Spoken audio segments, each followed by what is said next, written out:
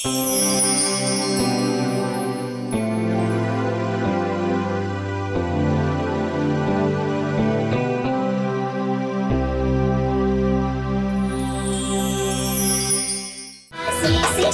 मैया के आशीष, छठी मैया के। अरे कहाँ गए ये लोग?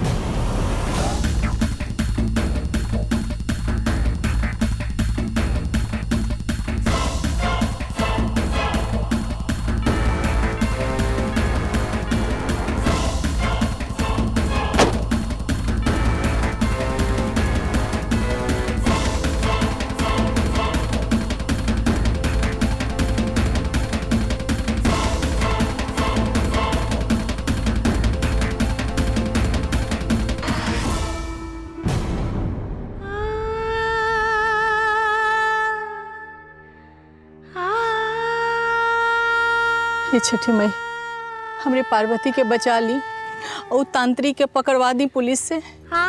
हमरे पार्वती के बचा ली माई, वो हमरे पार्वती के पीछे पड़ल बा, बचा ली। रोक!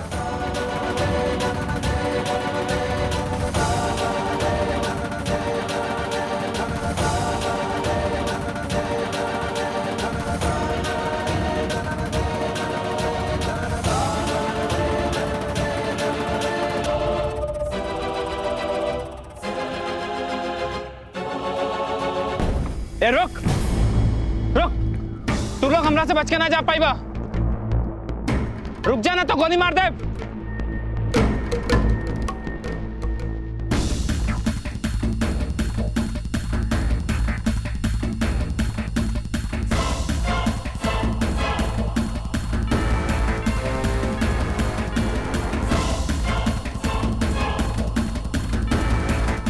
तू लोग अपने आप का बड़का चालाक समझ ले बाड़ू। क्या सोच ले रहू कि हमरा से बच के भाग जाइबू? इतना आसान नहीं कि हमरा से बच के भागल।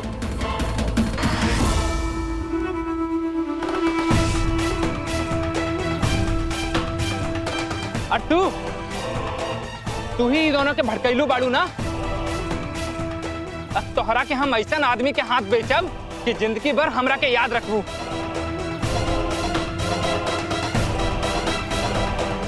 चला तीनों गाड़ी में बैठा, चला ना तो ऐसे गोली मार दे। अगर जान बचावे के चाहत बाड़ू तो चल के गाड़ी में बैठ जा चुपचाप। चला चल जल्दी, देर मत कर, हमरा के पहले ही बहुत देर हो चुकल बा। एक तब 5 बच्चा के ऑर्डर रहे और हमरा पास 3 के इंतजाम भइल, और ऊपर से तू ये दोनों के साथ भागे के प्लान बना ले लू। क्या बहाना बनौले रहलू? बहुत जोर के प्यास लागल बा। प्यासल रहलू ना। चला गाड़ी में तोहरा के पानी पिया तानी हम। अरे चल जल्दी।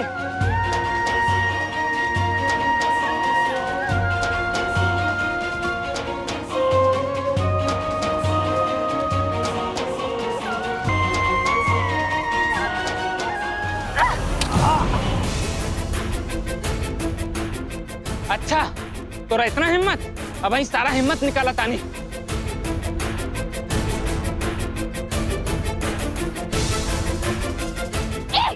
रुको जा, ना तो गोली मार दे। बच्चा चोर, तोरा को तो और ही काम ना मिलल जे इतना नीच और गंदा काम करल बाड़े। कोनो बच्चा के अपन घर परिवार से दूर करके सोच में कितना घटिया बा। तोरा मन में तनी को दया करम नहीं थे? ए रुक, चलाकी मत कर, ना तो साथ में गोली चलाते। ई मत सोच कि हमके गोली चलावे ना आवेला। हम तो आज चंगुल से भाग सकीले तो गोली भी चला सकीले। अगर जान प्यारा बा तो चुपचाप खड़े रहे। दूसरे की जिंदगी खराब करके कितना पैसा कमा ले। चेहरा मोड़ा से तो भिखारी लागत बाड़े। ये पैसा कमा के तू का सुखे रहे बे? बच्चा अब बच्चा की माई बाबू सबके हाई लागे तोरा के। छठी मियां तो के कबू माफ न करिए। तोरा पुलिस से सजा दिलवावल जरूरी बा। चल थाना।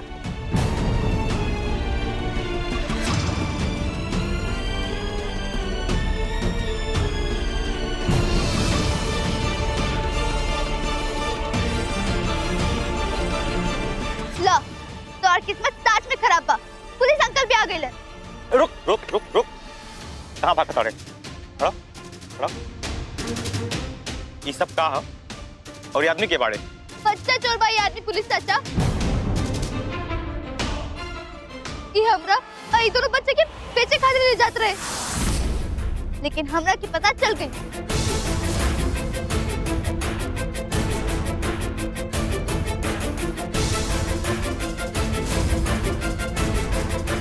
के बाड़ू इतना रात की सुनसान वीरान में अकेले का करत बाड़ू?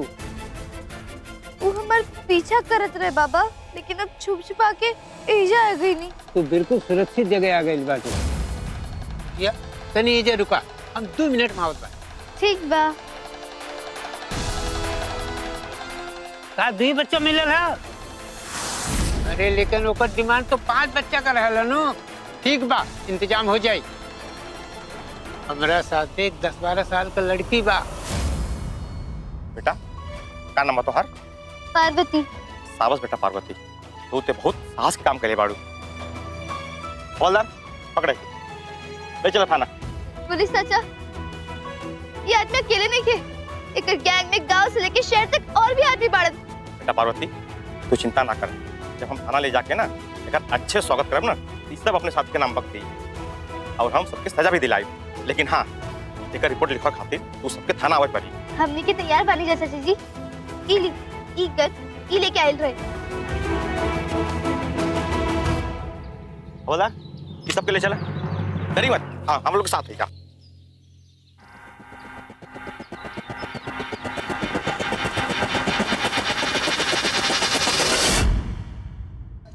का जाने हमार पार्वती कहाँ बड़ी, कौन हाल में हुई। ये छठी मैया हमके हमरे पार्वती से मिला दी, ये हमार बिनती बा। हमरे गरीब के बिनती सुन ली माई, हमके पार्वती से मिला दी। दादी, पार्वती दीदी के बारे में कुछ पता चलन? का कहले बा पुलिस? पुलिस कहले बा कि चिंता न करी, तू के पार्वती मिल जाई। का पुलिस के पार्वती दीदी के बारे में पता चल गई? ना बेटा ना, अबले कुछ नहीं के पता चल। जाने कहाँ कौन हाल में हुई हमरे पार्वती। जरूर कोनो भारी मुसीबत में फंस गई लो हमारे पार्वती। वो आदमी दिखाइयो देलस, लेकिन चकमा दे के भाग गई। अब पुलिस अभी तक ले लौट के नहीं के आई, कुछ नहीं के पता चलल अभी तक। दादी, तू केकरा बारे में बात कर रहल बाड़ू? का पार्वती दीदी के लापता करे वाला के पता चल गई? हाँ बेटा। दादी,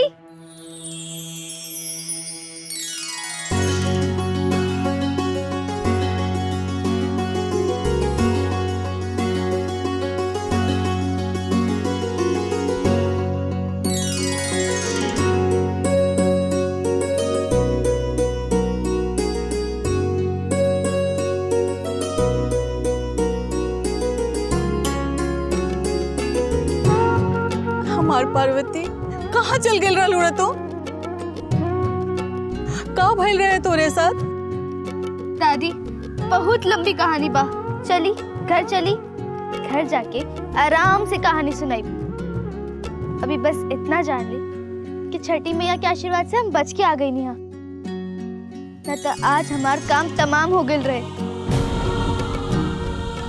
इस जिंदगी में शायद ही कभी मिल पाती। अम्मा जी, राव और पोती बहुत साहस और बहादुरी बाड़े, अपने जान न बचौली बल्कि 2 लड़किया के भी जिंदगी बचा ले ली, और ये बच्चा चोर के गिरोह के गुंडा के पकड़वा दे ली। अच्छा, हम सरकार के पास पार्वती का नाम भिजवाई कि अगला 15 अगस्त के ये बहादुर लड़की के बहादुरी के इनाम के पुरस्कार और सम्मान मिले चाहिए। दरोगा जी, हमार बच्ची बदमाश के चंगुल से बच के आ गई, हमरे लिए यह बड़ा पुरस्कार बा और हमरा कुछो न चाहिए। बहुत बहुत धन्यवाद दरोगा जी, बहुत बहुत धन्यवाद।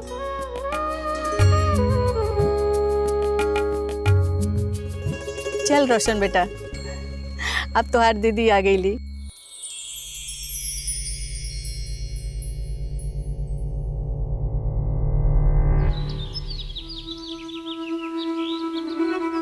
पर्वतिया तक गईली, जरूर कुछ ना कुछ भयानक हो गई ओकरा साथे, ना तो अबले उ घर आ जाती। मम्मी तोहरा का लागता का भइल होई ओकरा साथे? जौन भी भइल हमरा खातिर तो एहे अच्छा बा कि ओकर कुछ अता पता नहीं के। अब कुल संपत्ति, घर द्वार, खेत बाड़ी सब तू दोनों भाई बहन के हो जाई, आधा रोशनबा के नाम पे और आधा तोहरे नाम पे। हम तो बहुत एक खुश बानी। चला चला जल्दी से एक खुश खबरी तुहार बड़का बाबूजी के सुना दी। का पता एक खुश खबरी सुनते ही वो भी स्वर्ग की यात्रा पर चल दी है। मम्मी सच में हर कौनो जोड़ नहीं है, कमाल सोचेलू। सोचेली ना कमाल। अच्छा छोड़, आपस के बात तो बाद में हुई, पहले जेठ जी के खबर सुना दी। चला जल्दी। मम्मी पार्वती दीदी मिल गई।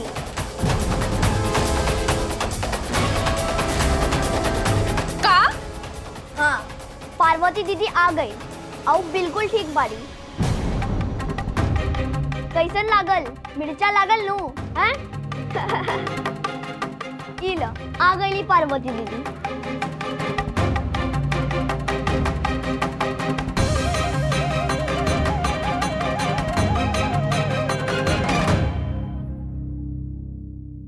पार्वती तू कहाँ चल गए रहलू? हम सब यहाँ कतना परेशान रहनी, कुछ मालूम बा?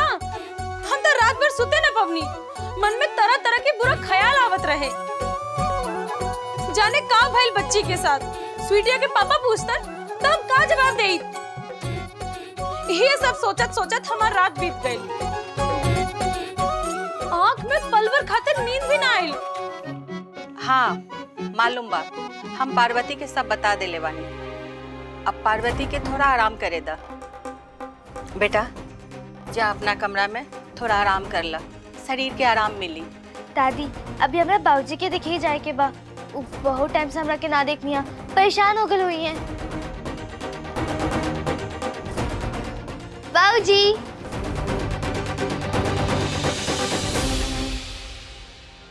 मम्मी हो गई तसल्ली हैं?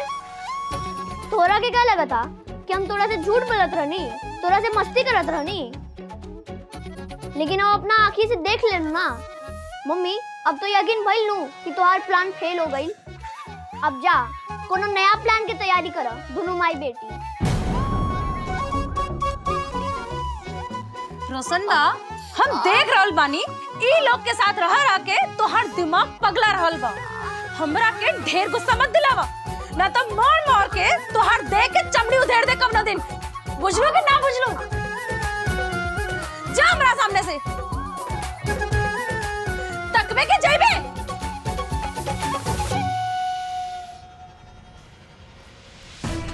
स्वीटिया ये पर्वतिया तो आ गई, लेकिन ये गैल कहाँ रहे? ई पता लगावल बहुत जरूरी बा।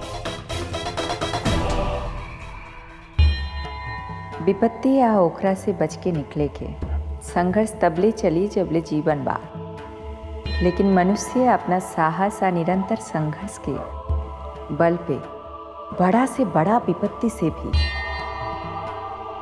बच के निकल जाला। लेकिन अभी जीवन आगे भी बा, तो स्वाभाविक बा कि विपत्ति भी आगे आई।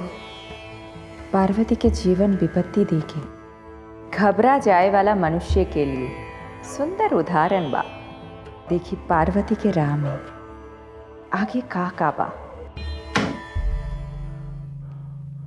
ओह, बार बार केहू ना केहू हमरे राह में विघ्न पैदा कर रहल बा। आज बुढ़िया आ गई। अब बुढ़िया के कारण वो लड़की हमरे हाथ से बच गई। खैर वो लड़की जाए कहाँ? भैरव आज ना ही तो कल वो हमारी पकड़ में उबई करे।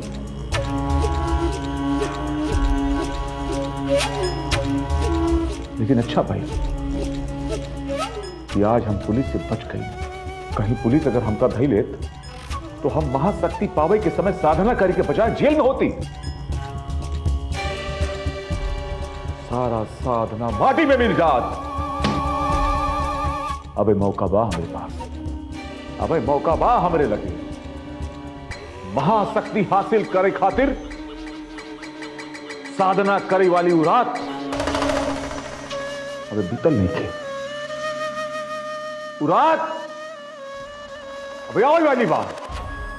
अब इतना समय बा कि हम साधना पे बैठ सकीला और लड़की का अपने कब्जा में कह सकीला, यानी कि हमका जल्द से जल्द साधना पे बैठे हुई।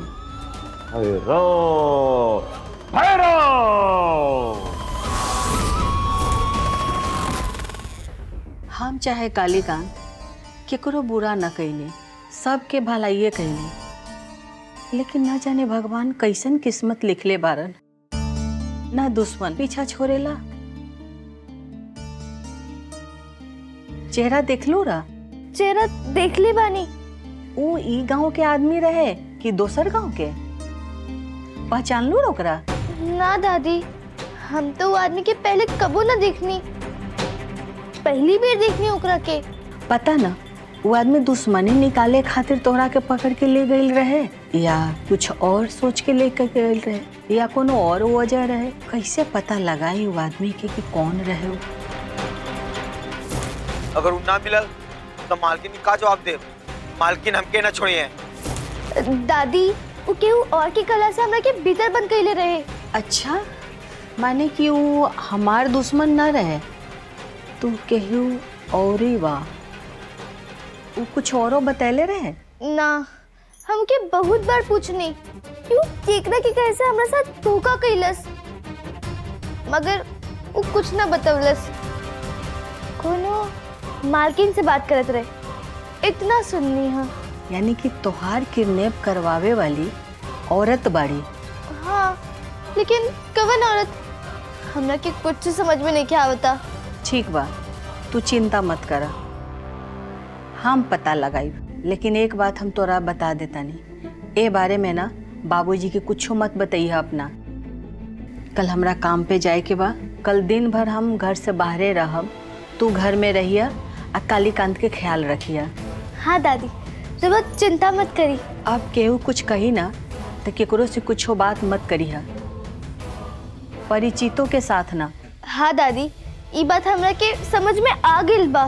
लेकिन हमरा अबले ई समझ में नहीं आई कि आखिर दुश्मन के बा, सिर्फ उहे या केहू और।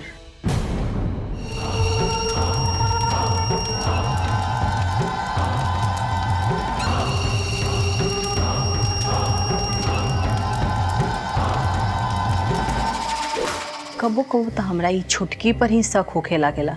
ई ना एक नंबर के बदमाश बड़ी, कोनो कुर्फात कर सकेली। देख लू ना कैसे पीछे पड़ल रहेली, कोनो न कोनो बहाना मार के झगड़ा करत रहेली। ओकरा मन में ई बात बैठ गई बा कि हमनी के ओकरा ऊपर बोझ बनल बानी। कालीकांत बेबस बा, ना तो हमनी के ओकरा ऊपर बोझ ना रहती। जाने तो पार्वती बेटा, तोरा चाची के का पता बा कि कालीकांत रमाकांत के खातिर काका ना कैलस, लेकिन ये औरत ना भाई भाई के बीच में दीवार खड़ा करके रख देले वाली। यही खातिर हम तोहरा के कहतानी कि ओकरा से बच के रहिया। अपना बाबूजी पर ना हमेशा नजर रखिया। हाँ दादी। दादी, हमरा के बहुत नींद आ रहल बा, अब तू हो सोच जा, काला काम पे जाए के बानू। सुत जा, तू सुत जा, हम सुततानी।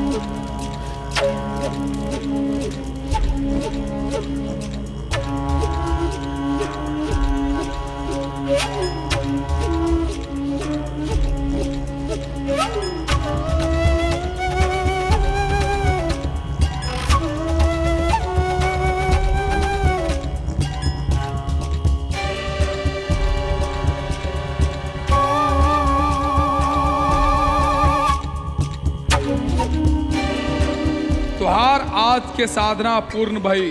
अब ई कुंड के राख मुट्ठी में लेके अपना लक्ष्य की ओर निकल जा। तोहरा जवान लड़की के तलाश बा। ई राख ई लड़की के खोज ली, आ ओकरा अपना साथ उड़ा के तोहरा करीबी ले आई। लेकिन एक बात के ध्यान रखे के होई, राख मुट्ठी से सरक के जमीन पर गिरे के ना चाहिए।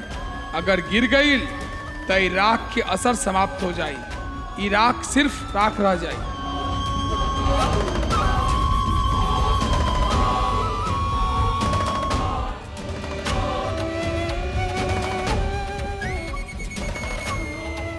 समझ गईली हम समझ गईली कि हमका का करे बा। रउआ हमार मदद कैली, हम रउआ का आभारी बानी। बाबा बाबा बस हमका आशीर्वाद दे कि हम अपने लक्ष्य के प्राप्त कर सकी। आशीर्वाद दे बाबा, आशीर्वाद दे।